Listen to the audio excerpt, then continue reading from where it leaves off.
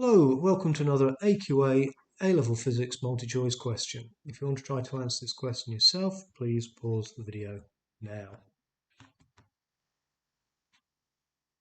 If you got the answer C, well done. If you'd like to keep watching and watch my explanation, then please do. So, a planet of mass m and radius r rotates so quickly that material at its equator only just remains on its surface. What is the period of rotation of this planet? So what we're talking about here is a planet that is rotating. The dotted line is going to represent the equator, so the planet's rotating around.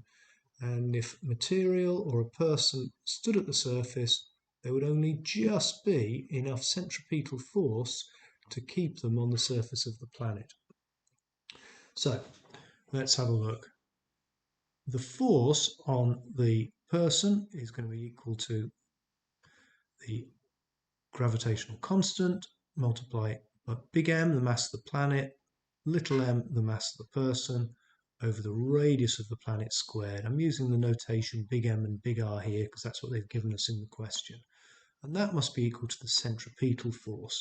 Again, if you look on your data sheet, centripetal force is equal to the mass of the person, or the mass of the material, multiplied by the angular velocity squared, multiplied by the radius, in this particular case, the radius of the planet.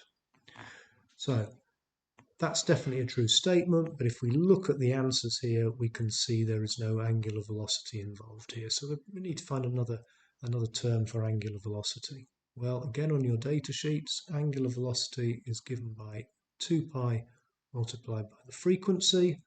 And we know frequency is equal to 1 over the time period, so I can say that angular velocity is equal to 2 pi over t.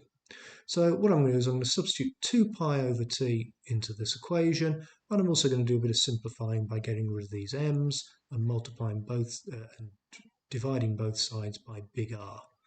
So we'll end up with gravitational constant is equal to the mass of the planet over the radius cubed, and that's going to be equal to 2 pi all over t squared.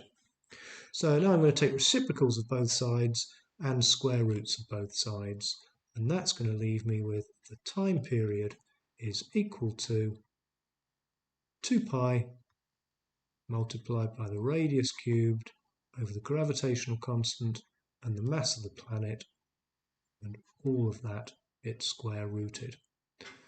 Answer C. Hopefully you found that helpful. Hopefully it's helping your revision and your learning of physics. If it is, please give a like, please subscribe, and please watch more of my videos. Thank you.